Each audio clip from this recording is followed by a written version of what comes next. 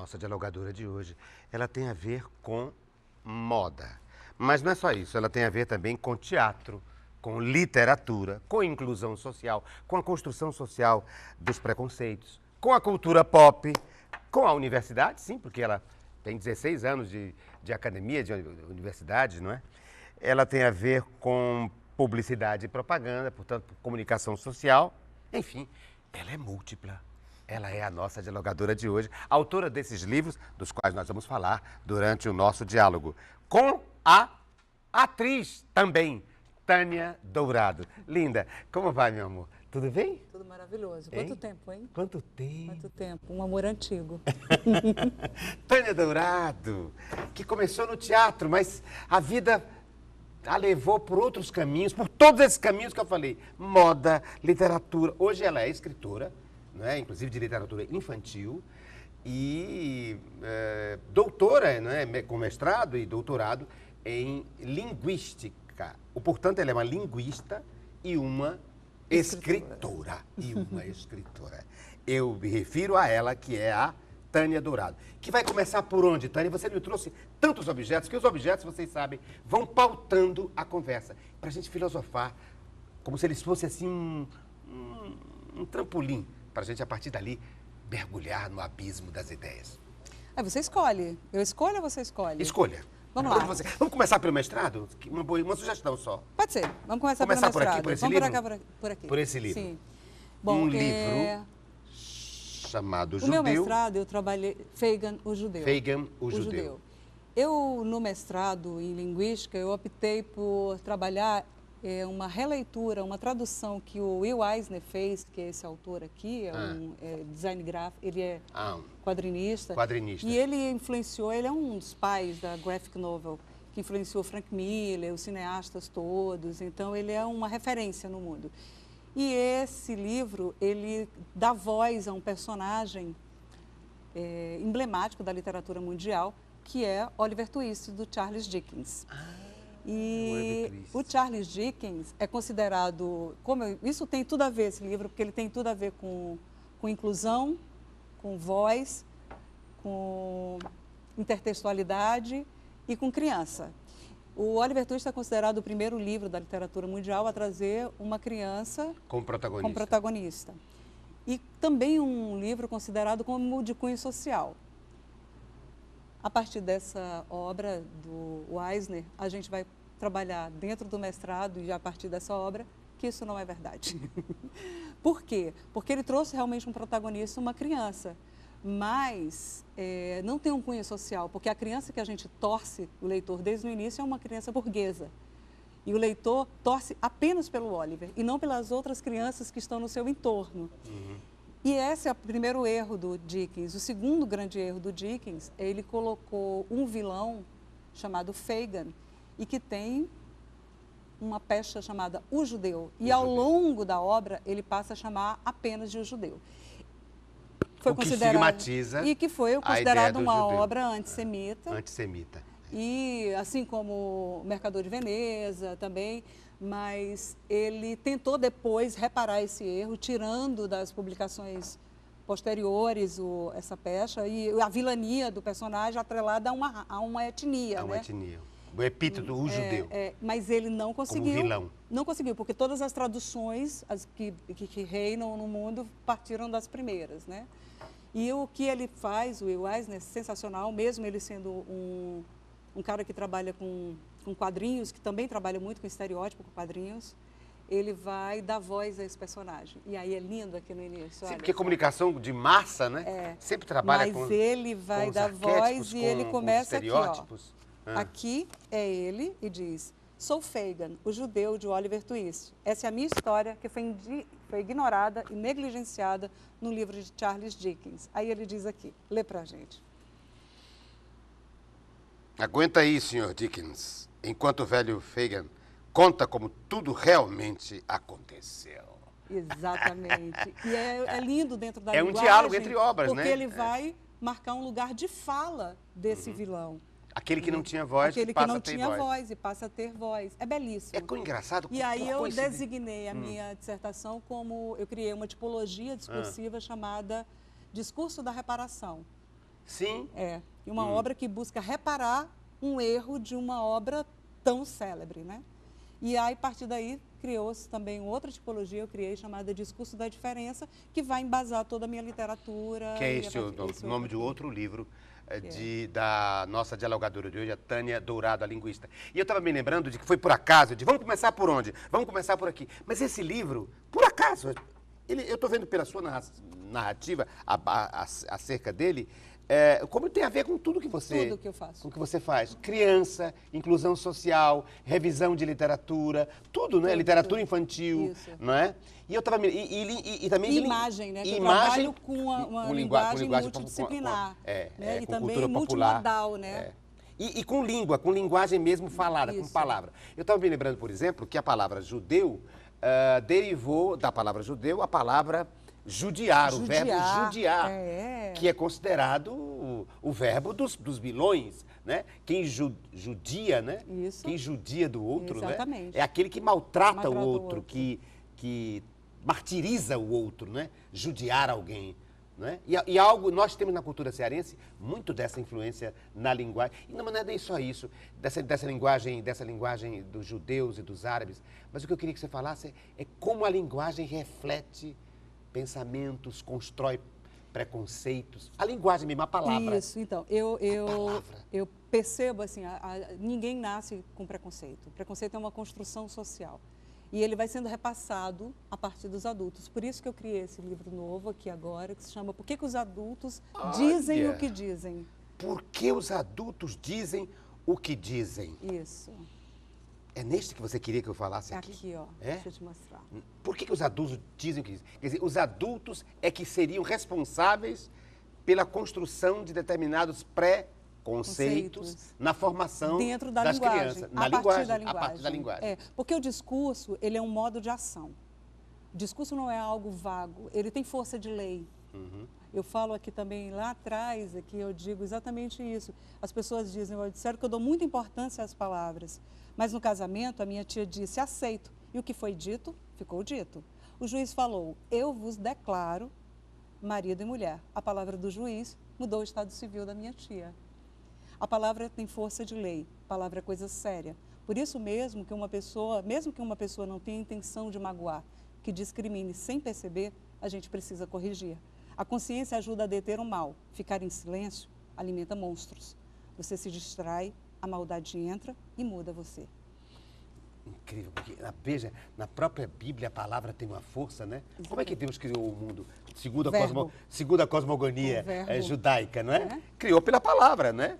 Faça-se a luz foi feita. Faça-se os seus animais, os animais foram feitos pela palavra. Né? Pela palavra. Né? A palavra tem uma força extraordinária. Então, quando você pode dizer, fulano está judiando de alguém, eu estou ratificando um preconceito em relação a uma etnia. E o mais grave, eu acho, é a questão do estereótipo, porque o estereótipo é o que sustenta o preconceito. O estereótipo coloca a preguiça no baiano, a maldade no muçulmano. A vadiagem no carioca. Exatamente. Né? Então ele coloca, ele tira o outro do jogo da diferença. E da diversidade, né? Da diversidade, porque ele encaixota alguém numa determinada... Como se fosse uma pessoa fosse sempre do mesmo jeito. Eu brinco nisso aqui também, eu falo um pouco do estereótipo aqui também. Então, assim, isso é muito grave, porque isso vai sendo repassado. Então, a gente vai criando determinados clichês e isso sustenta realmente a maldade, sustenta a exclusão. A gente liga uma televisão, a gente não tem o negro na televisão e aquilo é naturalizado. É uma naturalização da ausência. Ou quando tem um negro, tem um papel subalterno... também estereotipado. Também estereotipado. Exatamente. Né? E que não é uma corresponde limitação, à real. né? Não, e que é uma exclusão. Uma exclusão. Pode até corresponder, mas é uma exclusão. Ao que está até porque, posto, porque né? a comunicação, os veículos de comunicação, têm um papel educador, claro, de educativo, não é? De mudar as mentalidades, de tentar... Afinal de contas, a concessão de televisão deveria ter. Até porque as televisões são concessões públicas, são serviços públicos. Mas eu queria, então, enfatizar isso que você está dizendo, Tânia. Você tem 2 livros que tratam sobre o preconceito o discurso, e a construção da palavra como arauto de é, preconceitos. Exatamente. É por isso que você foi, então, pelo caminho, enveredou pelo caminho da literatura infantil. Esse para livro, criar novos na verdade, parâmetros. esse aqui, por exemplo, que é o primeiro, eu trabalhava aqui na casa. Sim, no espaço é aberto. Verdade. Você foi apresentadora Isso, do do espaço Canal aberto 5. E depois do TVC Notícias. No espaço aberto, eu entrevistei o Henrique Maltese, que era o presidente da Câmara Brasileira do Livro e também o dono da editora Maltese. Ele tinha lido no hotel um texto meu no jornal, um ensaio, e quando a gente fez a entrevista, ele me fez um convite formal de que eu fosse para a feira, ainda não era considerada Bienal, era a Feira do Livro, né? Era a primeira, tinha vindo Jorge Amado, Zélia Gattai para fazer a abertura e tudo. E ele me fez um convite oficial de que me queria no time de escritores dele. E a Maltese trabalhava muito com literatura infantil. Ele disse, escreva sobre o que você quiser. Pode ser para adulto, para criança, pode ser o gênero que você quiser. Cadê a criança que estava aqui? E eu quis escrever, eu disse, eu tenho uma história para contar. E esse livro acabou sendo sobre o autismo. E esse é o primeiro livro da literatura mundial a trazer um personagem com autismo. E quando eu escrevi, eu não sabia que era o primeiro. Eu escrevi porque era uma história que eu queria contar. E desse livro nasceu uma coleção chamada Criança é Diferente, que tem Cadê a Criança que estava aqui? Porque temos medo do escuro, que é um deficiente visual, e Nós Onde Vamos, que é uma cadeirante. E aí ele foi publicado primeiro no Brasil e na Itália, se esgotou, e no final do doutorado, por conta de uma trajetória muito delicada, que implica isso, implica outras mudanças no rumo da vida, eu decidi que eu queria relançá-lo como um selo independente. Muito bem. Por que os adultos dizem o que dizem? Isso. Ou seja, a responsabilidade da palavra dos adultos na construção dos preconceitos e uma e da pergunta que exclusão social. busca uma reflexão já, né? Por que os adultos dizem isso? Eles dizem isso porque já ouviram, né? Isso. Porque já ouviram, né? E repetem, né? Porque isso se perpetua de geração em geração. E aqui uma hora eu falo assim, tem uma hora que eu falo brincando, porque eu criei um narrador fictício de 12 anos, eu penso, porque é para um público de 12, 13 anos, eu criei um narrador, um menino de 12 anos, e ele vai fazendo todas essas perguntas, e a partir do preconceito, ele diz, vai surgindo uma série de outras coisas, porque a palavra ela pode ter um cunho cruel, de maldade mesmo, né? Absoluta, intencional, de destruir, de menosprezar o outro, de subjugar o outro, tudo é através da palavra. Né? Tem uma frase do Wittgenstein que eu adoro, que é um filósofo, ele diz assim, o limite do meu mundo é o limite da minha linguagem. Ou seja, você amplia a sua linguagem, você amplia possibilidades, você reduz, você minimiza, você aprisiona, né? Então é muito interessante isso. E uma hora ele diz, o preconceito cria palavras terríveis, como misoginia, vai citando, né? Feminicídio e tudo. Palavras muito mais feias do que os palavrões que os adultos pedem que a gente não diga. Mas elas estão postas ali, né? Em ações, em realidade. E às vezes não está nem né? na palavra, está só na ação, né? Já o que já é bastante, o que já é muito. E que tem um discurso e que tem uma palavra contida naquela ação. E você tem uma relação pessoal de imbricação com o autismo? Tenho. Então vamos colocar Vamos isso. começar por aí. Porque você não está falando só como uma escritora. Você, quando fala de autismo, de exclusão, sim, lindo, você tem uma relação quase testemunhal em relação a essa vivência. Tenho meus amores, meus sobrinhos. Quando eu tive a ideia de escrever esse livro, eu tinha 2 sobrinhos autistas, com autismo, na verdade. Um moderado e outro severo. Tem a ver algum objeto aqui que tem a ver com eles, não? Tem um livro. Tem um livro? Os nomes dos personagens são todos em homenagem Qual deles? Cadê a Criança que estava aqui? Cadê a criança que estava aqui? Tá. E aí, então, o personagem é Pablo, porque eu tenho um sobrinho chamado Pablo. O narrador é o Alexandre, que é um sobrinho também. O médico que descobre, faz o diagnóstico da criança com autismo, ele é Jordano Bruno, que é o meu sobrinho que tem autismo severo. E o amigo da escola, que fica intrigado com o comportamento do personagem, também é o Gustavo. São 4 filhos, os 4 primeiros filhos, porque minha irmã acabou tendo mais 2 depois, são os 4 primeiros filhos da minha irmã mais velha, Fátima, uma pessoa que eu amo muito. E eu decidi fazer essa homenagem assim. Nessa época ainda não existia a Casa da Esperança, Sim, né? que ela criou. Vai depois. E como é que você lida com ele? Como é que você lida com o tema, como escritora mesmo? Que tipo de abordagem você faz? Eu fiz uma abordagem, primeira coisa... Cadê a criança que estava aqui? Exatamente. A primeira abordagem... Os meus títulos, os meus livros sempre nascem de um título. E a maioria tem pergunta. Cadê a criança que estava aqui, né? E Aquela criança que você teve expectativa de ser de um determinado comportamento e que ela muda, e que tem outro. Mudou de repente ali, aparentemente, né? Tá, mudou.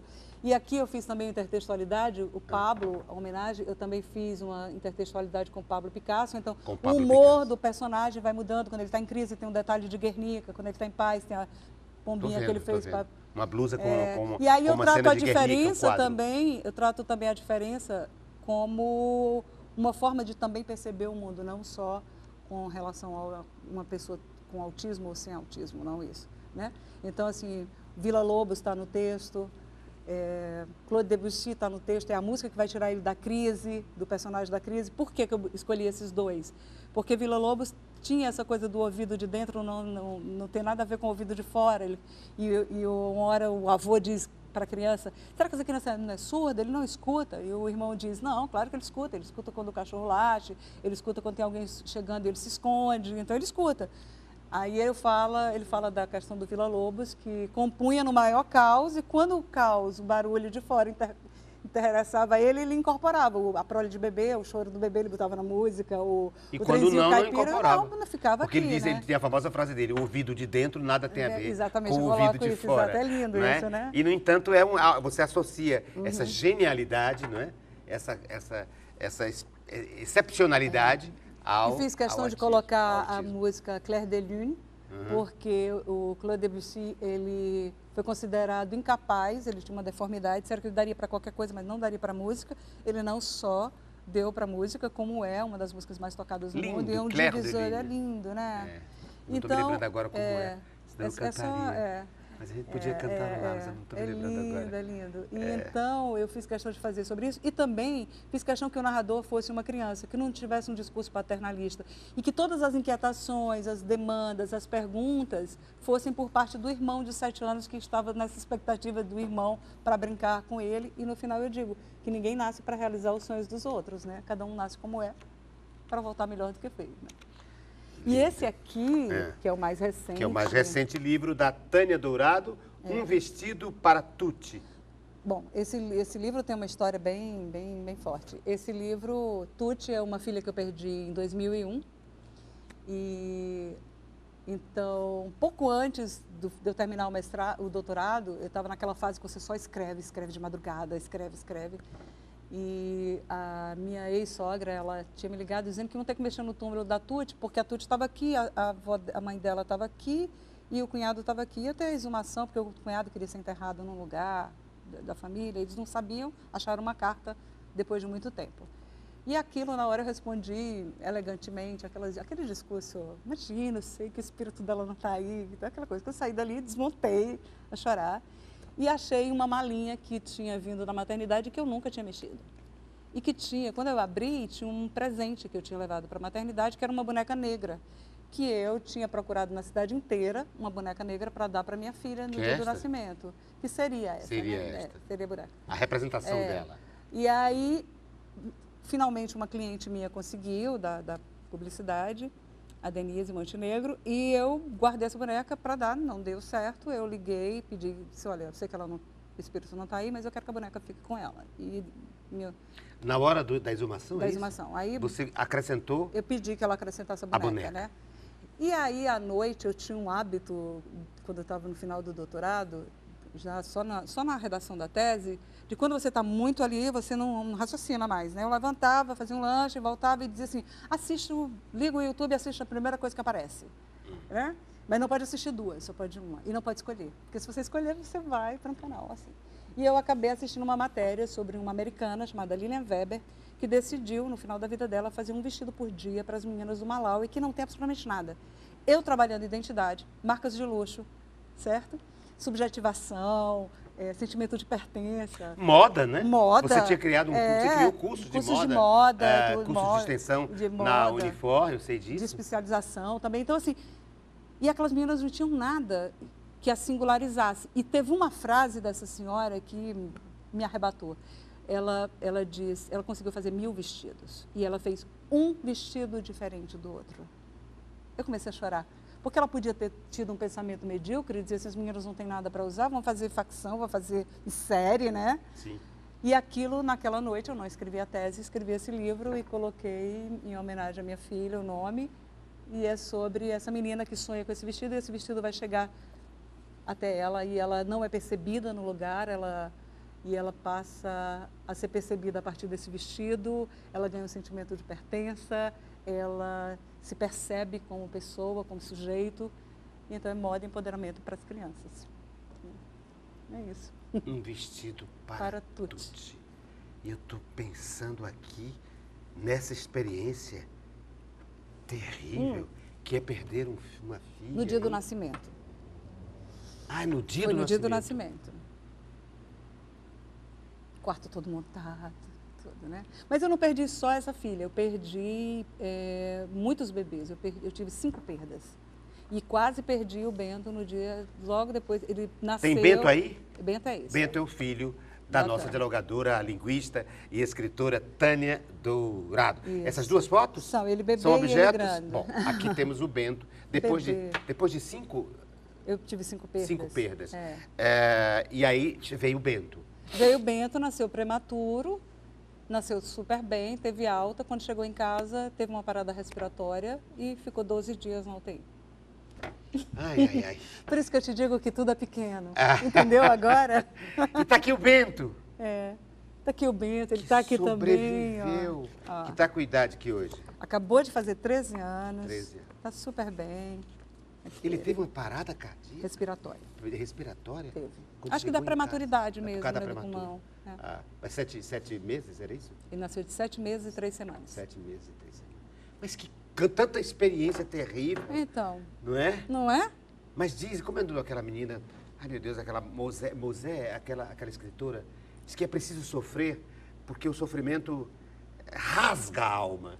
E rasgando a alma, melhor dizendo, eu diria melhor, talvez, esgarça a alma. E esgarçando a alma fica maior para receber as coisas e administrar as coisas. Ricardo, eu Ela acho... faz esse discurso contrário à tentativa de não sofrer. Você sabe é preciso que estar em contato com o sofrimento. Você sabe que eu tinha uma leitura da dor, eu Qual sempre é fui dela? melancólica. Cristiane Moser, não Cristiane. Eu sempre tive uma leitura, eu sempre fui uma leitora antes de qualquer coisa. Eu sou uma leitora voraz. Se eu pudesse trazer todos os objetos, todos os meus objetos seriam livros. Então, eu não trouxe livros que era para poder não... Para não ficar só livro. Só livro. E até mesmo esse aqui é um objeto que poderia ser um livro, vários livros. Vamos já mostrar. Ela trouxe um casaco, eu estou vendo aqui um casaco. Mas conclua o seu comentário sobre perda, sobre a dor, sofrimento, né? sobre a dor, sobre a necessidade de se conviver com a dor. Então, eu acho, maquiá-la. Eu tinha uma grande atração pela melancolia. Os meus autores eram Proust, Virginia Woolf, Jean Genet. Então, eu tinha essa, né? E as dores reais, eu digo as dores físicas reais, porque isso é dor física, não é dor só da alma, né? Elas são devastadoras. E eu sempre cultuava muito essa coisa, eu achava que densidade tinha a ver com isso, né? Com esse discurso mais pungente, assim, né? Tal. E eu li um livro há muito tempo atrás, chamado 6 Propostas para o Próximo Milênio, do Calvino, e que foi libertador, assim. Ele fala sobre a leveza, e ele diz que é preciso, ele cita o Rimbaud, que é preciso ser leve como um pássaro e não como uma pluma. Porque o pássaro é leve, mas ele tem direção. Ele tem autonomia. E você só é leve verdadeiramente quando você mergulhou. Porque senão é superficialidade, a gente está falando de leveza. E é preciso você cultuar a leveza, porque a leveza é onde está a inteligência. O hard do computador é a máquina. Então é a leveza que te liberta. Né? Então é você dar valor ao que é realmente importante. É você olhar para as coisas com um outro olhar. E isso foi transformador na minha vida, mesmo. Eu faço uma apologia assim, desse olhar consistente, importante, mas sem o culto à dor. Eu sei, mas Porque a dor pode te matar. Pode, Ela te mata. Ela Te mata. pode te enlouquecer. Pode. Mas ela é fundamental, fundamental. para se compreender e, inclusive, para dar essa superação. Esse salto. É o que ele chama de mergulho, né? É preciso mergulhar nas coisas para poder emergir, não é? E eu acho que você fez isso e faz isso através dos discursos dos seus livros. Eu me refiro ao livro Discurso da Diferença, sobre a felicidade de sermos quem somos, não é? O Porquê os Adultos Dizem o que Dizem, o Cadê a Criança que Estava Aqui e um vestido para Tuti e um amor leve para Bento. Maravilhoso. Para Bento. E o próprio Bento, o nome, né? Ele também Bento, já remete, né? já remete a um significado. Aquele que tem bênção. Bênção, exatamente. Une muitas coisas, une fé, entendimento das coisas. E é né? bênção.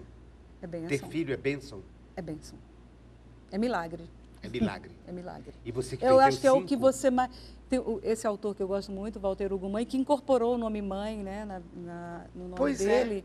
Já que estamos falando de filho, falemos de Walter Hugo Mãe, o filho de mil homens. É um dos livros mais lindos que eu já li. Que é lindo. É belíssimo. E você me trouxe esse livro todo marcado para pautar...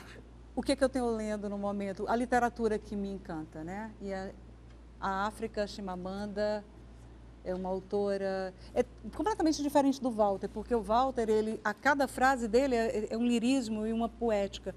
Ela é uma escritora de fôlego, onde tem uma consistência, um jogo político por trás, uma força. Eu estou vendo que você está ligada mesmo à África. Estou. No lançamento, eu fiz o pré-lançamento. Para Tuti, tem tudo a ver com a África, eu fiz não? um pré-lançamento dele e agora vai ter o lançamento oficial no próximo mês. E a cada lançamento a gente está arrecadando vestidos para a gente encaminhar para a África. Uhum. Né? E aqui você tem 2 autores também que me encantam africanos. No momento. Não é? Não, ele é africano, mais português do que africano, só nasceu lá, é africano, né? porque ele tem nasceu lá, né? Ele nasceu lá. E tem uma ligação, a literatura dele tem uma ligação com a colonização portuguesa em Angola, não é? Em Moçambique, etc. Exatamente. Mas que é um autor lindo e que inclui no seu próprio nome a palavra mãe. E ele fala uma coisa linda, ele fala assim, a maternidade é onde chega mais perto do milagre, né? Gerar uma vida, né? Cuidar daquilo. A maternidade é aquilo Eles que mais me aproxima perto do milagre. Do milagre. Eu acho que faz sentido, sim. Eu acho que faz porque sentido. alguém Claro que eu também respeito, eu acho que isso não significa que todas as mulheres tenham como destino ser mãe. Eu acho que é uma escolha, como qualquer outra escolha que a gente possa fazer na nossa vida. Assim como muitos homens escolhem não ser pais, eu acho que a mulher também tem o direito de escolher não ser mãe. Eu escolhi ser mãe, desde sempre. E por coincidência, ela que diz que gosta de ir ao YouTube, assim, ao Léo, sem se pré-programar, eu abri o livro assim e olha o que eu encontrei. Tem tudo a ver. Quando a Carminda, é um personagem do livro O Filho de Mil Homens. Quando a Carminda sangrou e o perdeu, quer dizer, deve ser o filho, óbvio, ficou angustiada com o que acontecia aos filhos que não se podiam ter. Lá no outro momento ele diz, no mesmo parágrafo, a alminha dele há de ficar guardada no céu para nos nascer da próxima vez. É lindo isso. É belíssimo. Lindo, ele tem tudo a ver com o vestido para Tuti e com essa ligação imbricada, conceitual, intelectual e ao mesmo tempo afetuosíssima da nossa dialogadora de hoje com a educação, com sociabilidade, com a inclusão da criança livre dos preconceitos. Isso que ela faz com a sua literatura. Literatura da qual nós vamos falar no próximo segmento, porque ela vai trazer uma coisa para colocar na mesa que tem tudo a ver com criança, que criança adora. E a minha criança, cadê a criança que estava aqui? Tá aqui, sou eu. Cadê a criança que estava aqui? Vai tomar daqui a pouco, vai comer daqui a pouco. Chocolate no diálogo com Tânia Dourado.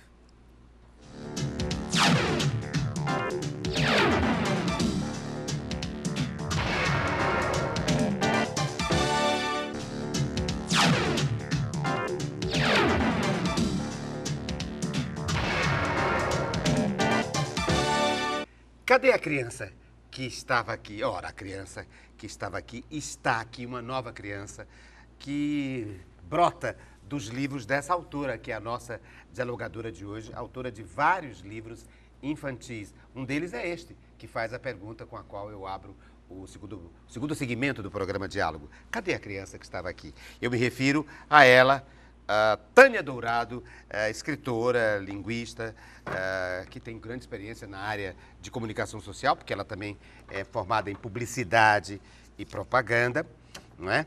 E tem formada em letras também, na área da língua, do idioma francês, da literatura e civilização francesa. E é atriz, apresentadora de jornal, entende? Daqui da TVC, ela foi por algum tempo.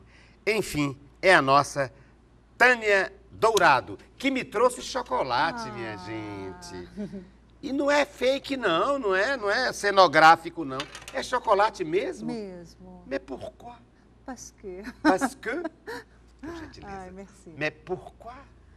J'adore ça. J'adore. O Oui, chocolate. moi aussi. Eu também.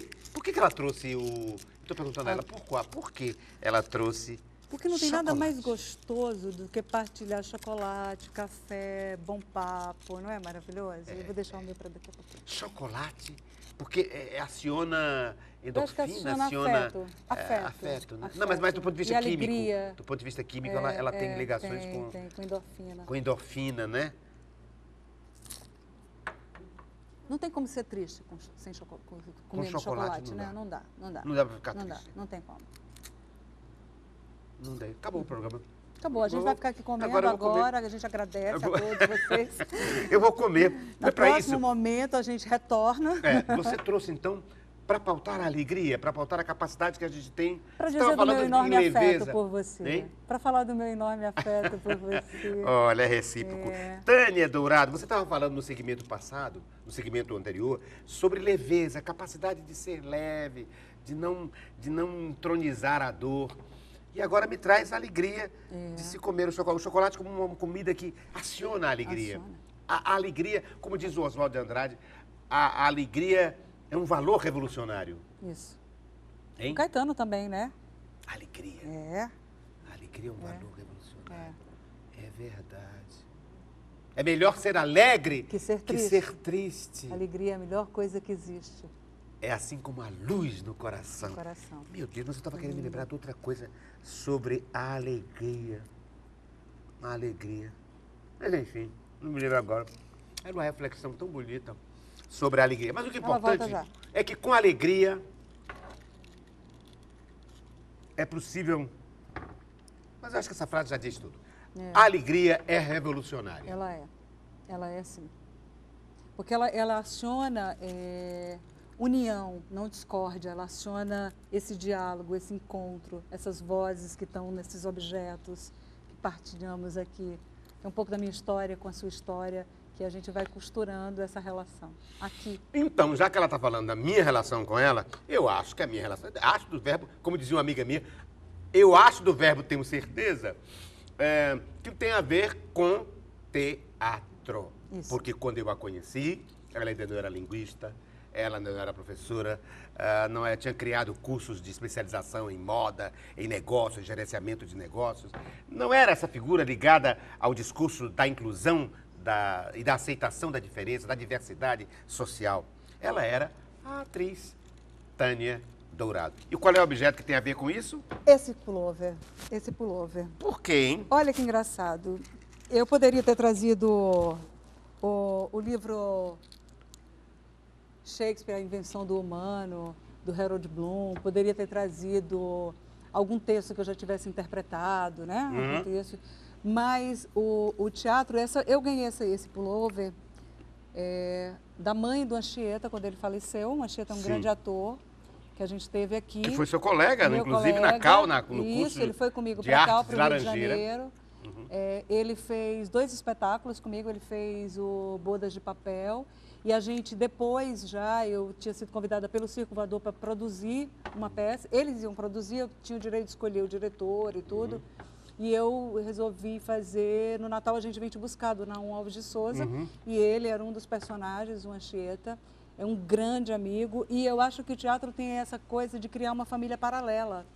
não é? É verdade. O teatro, ele tem esse universo, que é um universo paralelo, que é um universo que acontece nos bastidores, na Isso mesa. aqui é um pullover que ele usava em era cena? dele. Não, usava Não, na vida. era da vida dele. Na vida tá. dele. Você trouxe É. o Anchieta. Eu trouxe o Anchieta pra cá. Você trouxe o Anchieta, que é É. seu parceiro, Meu parceiro, colega, meu amigo querido de teatro. De teatro. E para representar todos os meus outros amigos de teatro. E essa como a capacidade que o teatro Andréia, tem de criar uma família paralela. A Andréia que se refere, Andréia? Andréia Frazão Soares, que eu conheci na Cal, e depois foi morar em Paris e morreu há 3 anos atrás num acidente bobo e brutal na estrada de Teresópolis.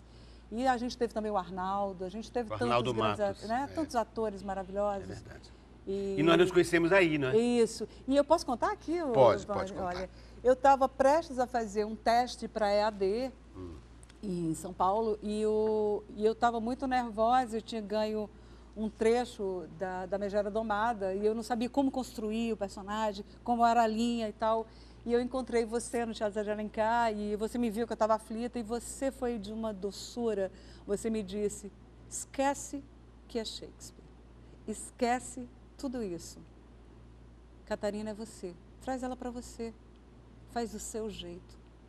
É a sua Catarina. É a sua Catarina.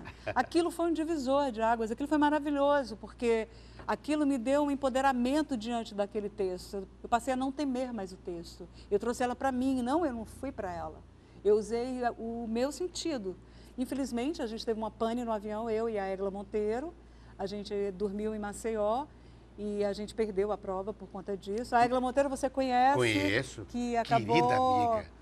Virando uma produtora, em São Paulo, produtora com Denise Sesc, Stocles, né? E foi diretora do Sesc Pompeia durante foi muito tempo. Foi do Sesc Ipiranga durante muito tempo. E foi produtora da Denise Stocles durante muito tempo. Quase 10 anos. E hoje trabalhou também no TUSP, no Teatro Universitário e da ela USP. também tem um grupo também de teatro hoje, faz um teatro bem bacana. Ela virou uma diretora e atriz e uma produtora, uma atriz, menos, mas enfim, ela trabalha menos, como eu digo, uma atriz. Mas trabalha muito, é a nossa Égla Monteiro, dinâmica. E aí depois eu acabei indo fazer a CAL, que é a Casa de Arte Laranjeiras. Casa de Arte, no Rio de Janeiro. Fui com a Anchieta, a Cíntia daqui, aí tinha o Floriano Peixoto, a Luísa Tomé estava começando. E o que o teatro, além da família, além dos afetos, dessa família paralela à qual você se refere, o que o teatro... A palavra. O que ele fez assim com você, criou de palavra. base? O que eu mais o que você amava, é hoje, independente inclusive do teatro. Construção de personagem, estudo da natureza humana, o sentar à mesa para poder estudar o texto, construir aquele ser humano, aquele sujeito que está ali para você. E uma coisa que é muito traço característico da minha pessoa, eu não sou uma pessoa contemplativa. Eu acho a natureza linda, exuberante, precisa ser respeitada e preservada. Mas a natureza que me interessa é a natureza humana. Na natureza linda, eu imediatamente pego um livro na bolsa. Eu vou para um mundo mais reflexivo. Então, o teatro é isso, é consistência, é você estudar um personagem, é você tentar entendê-lo junto com aqueles outros personagens dentro de uma narrativa e viver isso. É você se construir também como sujeito dentro de uma narrativa que é de todos. De todos, de um coletivo. Agora me lembrei da história da alegria que eu queria me lembrar, acho que foi o chocolate que me fez lembrar. É um provérbio. Eu não vou citar ipsiliter exatamente como igual, mas o provérbio é árabe, que diz o seguinte: você até pode deixar a tristeza pousar no seu ombro, mas não pode deixar ela fazer ninho. Exatamente. A tristeza vai pousar, mas você não pode deixar ela fazer um ninho aí. Você não pode também ignorá-la, você tem que entender por que ela veio, o que ela veio para te ensinar. Isso. E a partir daí, ok, já aprendi. E também não pode achar que ela não virá, ela virá. Ela vai pousar.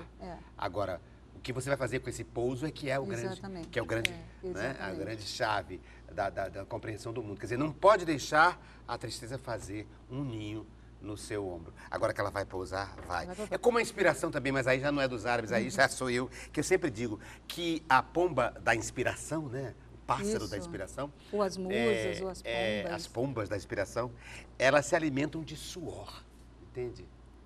Então, se você não malhar Malhar, que eu digo o afeto, malhar o sentimento, malhar, inclusive fisicamente também, nos te descrever, e ir para artesania mesmo. Isso. A pomba não vem. Ela vem, mas não tem o que comer, ela vai embora. Exatamente. Entende? O que eu quero dizer é que é da artesania que desperta. E você, que é ator e diretor, que sabe desperta o disso. trabalho, Para né? você chegar a um personagem, Você você tem tem que um malhar. trabalho É profundo. Não adianta pensar que vem. Texto Não adianta também. pensar que vem de fora, que vai cair de paraquedas. E para a trabalhar um inspiração. texto. Né? E para trabalhar um texto. Pois é, tem que ter Eu tem que li ter do Walter trabalho. Ugumãe dizendo que ele escrevia às vezes 170 páginas e sabia que ele não tinha chegado naquele lugar que ele queria chegar, ele jogava fora.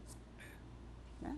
Eu que escrevo diariamente, estou escrevendo agora um livro de E aí contos. aqui, esse Sei aqui- muito bem disso. E por último, antes do objeto... Ah, não, tem mais Tem dois dois, objetos? Aqui, Além do aqui é objeto. só uma alegoria. Porque, Não, assim, mas é objeto, eu é quero um ver. objeto. Então, Que que tem isso? tudo a ver. Eu tenho uma paixão por cultura pop e algo que ninguém imagina é que eu adoro filme de ação, cultura pop. Pois é, eu apresentei você como essa multiplicidade. Então, aqui, e eu entre adoro esse filme porque os tem itens, assim, ó, eu coloquei cultura pop. Então, você não pode salvar o mundo sozinho. É exatamente, tem tudo a ver com isso aqui.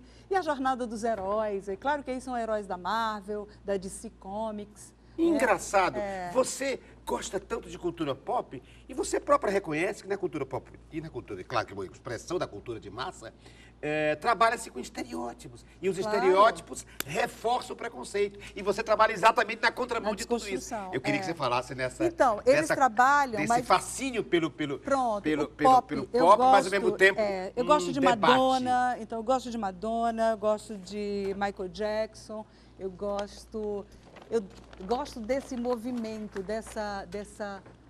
desse frescor que ele te traz, de te acender, de te acordar, de te deixar ligado. Eu gosto disso, eu gosto do filme de ação que coloca as pessoas em movimento. Eu gosto dessa vida em movimento, eu não gosto do marasmo, eu não gosto da mesmice. Mas incomoda você o preconceito. Incomoda o preconceito e principalmente E o estereótipo. mas você pode gostar de uma coisa e sabe tirar dela o que ela tem de melhor e deixar de fora aquilo que ela tem não tão bom. Fazer um né? olhar Um olhar crítico crítico sobre isso. Mas eu gosto disso. Gosto da jornada do herói, que são bem delineadas, né? Dentro do cinema americano. Nos apresente aqui. Aqui é a Mulher Maravilha? Aqui é a Mulher Maravilha. A Mulher Maravilha. Aqui é o Batman. Aqui O é Batman. o Aquaman. Quem? Aquaman, Aquaman. deus grego. Sim. E esse aqui é o Cyborg. E esse aqui é o The Flash. The Flash. Eita. E eu acho que a gente precisa de todos para ser o que a gente é. Engraçado, porque o mito... Eles são representativos Sim, pois é que eu tava falando. de arquétipos. Pois é, o mito, arquétipo, né? como é que a gente chama? O mito Ele é um arquétipo. condensa. Exatamente. Condensa E são os arquétipos. volições gerais, Isso. né? Ontologias, não é? Isso. E a gente trabalha muito com arquétipos para entender a si mesmo, a nossa própria jornada. E os arquétipos, o Jung vai trabalhar isso dos arquétipos mitológicos e tal. E esses Mas também, isso é uma nova mitologia, né? é uma mitologia É uma contemporânea, mitologia são arquétipos contemporâneos. É. Eu gosto muito. Se o Jung tivesse agora escrevendo, Estaria escrevendo sobre isso. estaria escrevendo Com sobre certeza, ele, com não é? certeza, com Sobre a certeza. capacidade que eles têm de nos representar, né? E de nos moldar. E é engraçado, esse cartaz é lindo, É lindo. Entre outros motivos, porque ele tem verso e reverso, né? Ele não é só um lado, ele tem um outro lindo, lado, ó. belíssimo. Só que no outro lado está escrito como se fosse o contrário, né? Podia estar de costa todos eles, né? E valores, Podiam estar né? de costa. Valorizar a natureza, a força feminina, a velocidade do nosso mundo pós-moderno e Vamos líquido, pensar né? nisso. Então, Vamos a pensar força nisso. feminina, o empoderamento da mulher, o The Flash, É o nosso lado, e A o The Flash é a velocidade. velocidade do mundo contemporâneo. o Batman, O Batman é o nosso lado sombrio, nosso lado sombrio. que é a nossa sombra, A né? sombra A junguiana. sombra, né? Hã? Que precisa ser respeitada e enxergada para que a gente possa vir à luz, né? E esses outros e dois? essa tecnologia, né? Tecnologia aqui. E essa é a natureza brutal, a nossa que é a natureza animal. E ele? Né? Esse é o The Flash, que é Ah, a o The Flash, velocidade. que é o da velocidade. Velocidade. E aqui a natureza, a força da natureza A natureza, em si. mais a natureza biológica nossa, essa coisa Sim, animal da animal. gente, né? Instintividade. O o instinto. instinto. é. O instinto, o empoderamento da Que mulher, ele é o rei o dos mares aqui mistério, no cara, a tecnologia e a rapidez. Ele domina a água como Poseidon, né? Domina e estava lá naquela guerra com Ulisses e tal. Eu costumo dizer que a ontologia é a mesma sempre. As culturas apenas vão dando outros formatos. outras leituras, aquilo incorporando mesmo. outras coisas, Aquilo mesmo, não é? Aqueles mesmos valores. A ontologia permanece mas as culturas, tanto que as culturas vão fazendo novas leituras. É tanto que a gente pode fazer o que eu proponho no meu teatro radical, que é uma analogia dos mitos, né? Você pegar um mito como, por exemplo, o Exu, não é? Da cultura afro brasileira e tal, africana, da cultura africana, e fazer uma relação, por exemplo, com Dionisos, né? Com esse deus também das comunicações, com Hermes na Grécia, enfim, fazer uma relação intercultural, mas que, na verdade, está à procura de uma ontologia, de um homem. E, por último, o objeto surpresa, antes do objeto surpresa, o primeiro objeto que eu anunciei. Eu disse que ela tinha a ver com moda. Eu comecei o programa dizendo que ela tinha a ver com moda, com teatro, com literatura, com inclusão social, com cultura pop, com universidade, com comunicação, com propaganda e publicidade. Por que a diversidade não pode estar da gente também, né? Exatamente. Então, cabe a ela o verso do Mário de Andrade. Eu não sou 300, eu sou 350. Hein? Então, a moda me interessa muito como fenômeno social. E eu trabalhei no doutorado com Dominique Manguenot, é um linguista da Sorbonne, Paris 4. Ele criou uma categoria que ele percebeu em vários discursos que tinham pontos em comum e que ele nominou de discurso constituinte, discursos que constituem uma sociedade. Filosofia, ciência, religião e por aí vai. E literatura, né? Mas ele abriu uma perspectiva dizendo assim, mas claro que outros discursos em outras sociedades, em outras comunidades e na mudança do tempo vão surgir, né? E eu mandei, inclusive, meu primeiro projeto para ele achou desafiador. Eu parti do princípio de que a moda, no nosso tempo, ela é um discurso constituinte, ela constitui o sujeito contemporâneo. Através da moda, a gente tem um jogo de linguagem, que o Wittgenstein falava, a gente tem um sujeito que se inventa, um sujeito que cria narrativas a partir da moda, e ele se constrói como sujeito. Não só a moda como ela comunica quem somos, não. Para comunicar quem somos, a gente vai partir de que a gente tem aquele núcleo antigo do iluminismo. Nós somos uma coisa fragmentada, identidades fragmentadas. E o que a gente chama por identidade fixa é uma narrativa que a gente conta para a gente mesmo, né? Então, assim... Ela é múltipla, dinâmica, né? E aí eu trabalhei isso. E durante essa curadoria, eu fiz uma curadoria durante 4 anos das revistas Vogue e Elle. Durante 4 anos, a gente teve 2 capas com mulheres negras. Uma Naomi Campbell e outra com Rihanna. Agora está tendo todo esse movimento, uma pressão muito grande, e as revistas estão respondendo à altura, né? E é um movimento que não vai mais parar porque toda a sociedade está atenta agora, né? Então, deixa eu ver se a gente compreende. Colocar a nossa cara aqui, sim, a nossa né? cara na revista. Para a gente entender, o seu mestrado foi sobre... Foi sobre a inclusão, da voz a dar voz a quem não tinha voz, exatamente. Do Oliver Twist. O discurso da reparação. O discurso da reparação. E o seu doutorado sobre... Sobre moda, onde eu digo que é moda, um discurso que nos constitui. E ele já tem outros trabalhos também, principalmente no Brasil, um país de não leitores, imaginar que a gente está sendo construído por uma literatura, a alta literatura, as novelas imperam muito mais. A música popular brasileira, teve um pesquisador que trabalhou a música popular brasileira como um discurso constituinte, e eu trabalhei a moda. O Dominique Manguenot amou, gostou, aceitou, achou incrível, então está tudo certo. E já foi publicada eu defendi, em francês e em português? Eu vou publicar. Porque eu sei da sua ligação com o francês, com a língua francesa, eu vou publicar.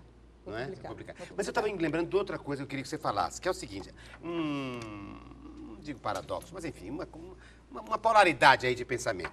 É que entender a moda como uma narrativa para si mesmo, de construção de um sentido... E como fenômeno social, para um fenômeno social, de construção de identidades, mas ao mesmo tempo ela nos inclui numa identidade social, que não é pessoal, não é? Porque a moda obedece a um ritual de inserção. Se a gente pensar, todas as outras coisas também obedecem, não é? Né? Não é engraçado isso? Se a gente pensar também, todas as coisas hoje obedecem, não? Eu sei, eu digo, mas não é interessante a gente observar isso? Quer dizer, estamos construindo identidade, mas para ficar numa identidade com os outros. Humberto Eco tem um livro que eu Porque adoro. as temporalidades, as mentalidades verdade. definem determinados sujeitos, inclusive na moda. Claro. É disso que eu estou falando. E assim, a moda, ela não só cria narrativas, mas como assim, os produtos criam subjetividades e as subjetividades viram produtos, que é isso que você está dizendo. Sim, não pois é. É subjetivo, ao mesmo tempo não é subjetivo. Mas porque vira é de produto, todos, né? porque vira produto. É coletivo. Porque vira produto. Porque é só isso que interessa, né? É. A moda, ao sistema, ao capitalismo, à O venda. Humberto Eco tem um livro lindo chamado O Hábito Faz o Monge, que é maravilhoso, né? E o Lipovetsky tem um livro também que a gente trabalhou muito durante o doutorado, e eu trabalho sempre com meus alunos também, que é o Império do Efêmero, né? A moda é esse império do efêmero, né? Que está em tudo, que está nos figurinos, que está, né? Tá em tudo. Né? E como é que chama? Descartável, descartável, né? é rápido, é rápido. Porque interessa ao porque tudo é chama? rápido agora. Interessa a... Como é que a gente chama? Ao Ao descartável, mercado não. É ao mesmo, mercado, né? E assim, se a gente obsolescência, pensar... né? Programada. Programada, Mas né? se a gente pensar... o Bauman tem uma coisa que eu adoro, que ele chama de modernidade líquida. O Lipovetsky vai chamar de hipermodernidade. O Giddens vai chamar de pós-modernidade, que está tudo dentro dessa história de globalização. Mas se a gente pensar bem, é tudo muito rápido. E é tudo muito líquido também, nas relações pessoais. E por isso que ele tem amor líquido. Amor líquido. Então, está tudo muito... A gente troca, né? A gente não trabalha aquilo que está dando problema. A gente troca. Está tudo dominado. Está tudo dominado. Tá tudo dominado. Tá tudo dominado. Criando seus quadrados. Isso. Mas me diga, você disse que a moda é construção de sentido. Claro, tem tudo a ver, tem todo sentido o que você diz. Então, Ela nós nos dois aqui constitui. somos o quê, hein? Que sujeito que nós somos, hein? Eu adoro vestido isso, assim, né? e você vestido que leitura assim. você faz? Que Agora não leitura vale porque eu você já faz falei, agora? né? Agora não Hein? vale mais. Eu olho para você, eu te Você vejo aqui. como artista, Ah, te vejo despojado, despojado.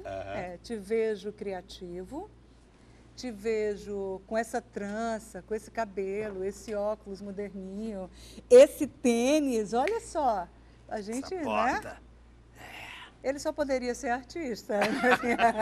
Virei agora modelo. Eu quero Modelo, a capa da Elle. Eu quero a dela. capa da revista. E eu acho maravilhoso que agora a gente possa incluir o Brasil nas publicações, né?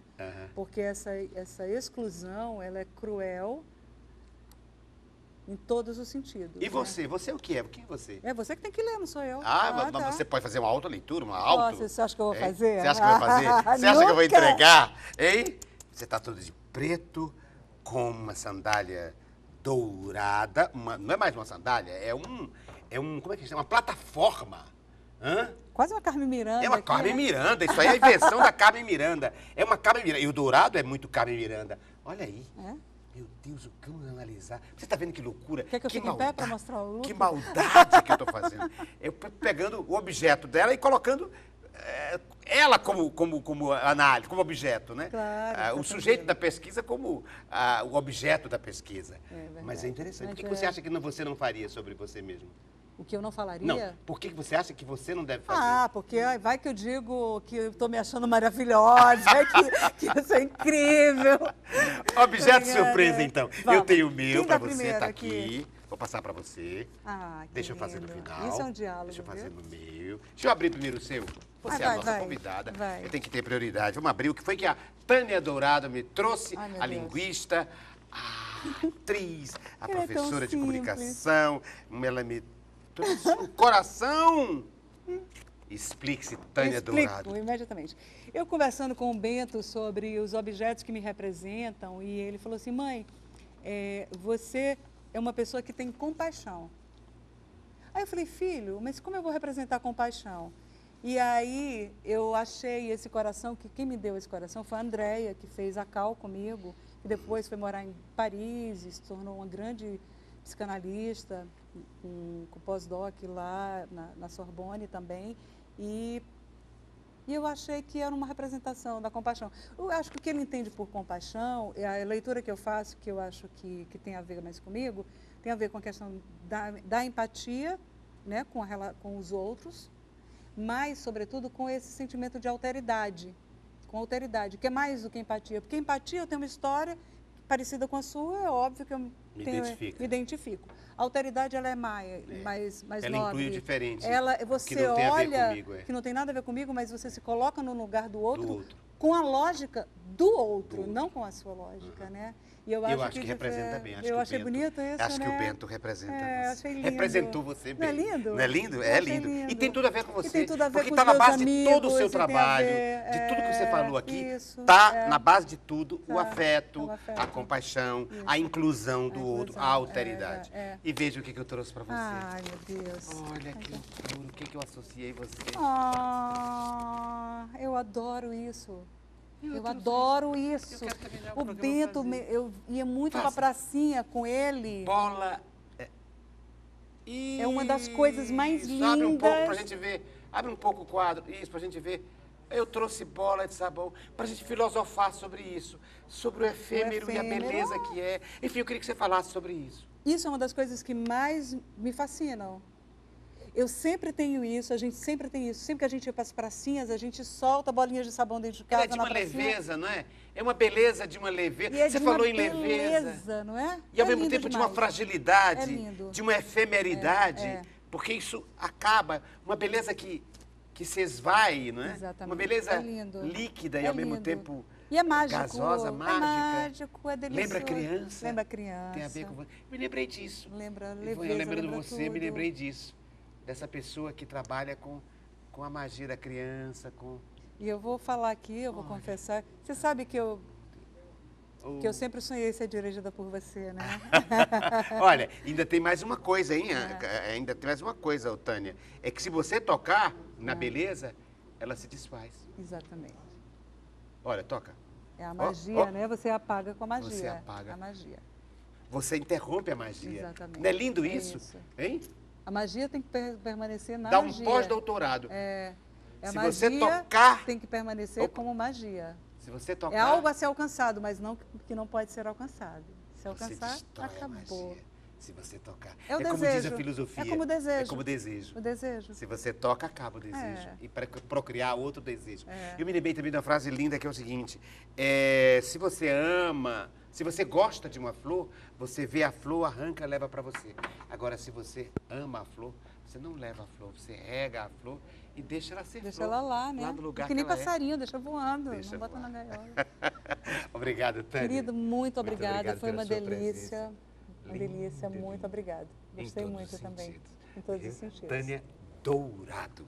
E eu vou terminar, então, com o coração que ela me trouxe. Vou colocar o coração. Onde é que eu coloco? Isso aí, coloca aí o Coloco coração. aqui o coração É. que a Tânia me trouxe e a beleza do efêmero no nosso próximo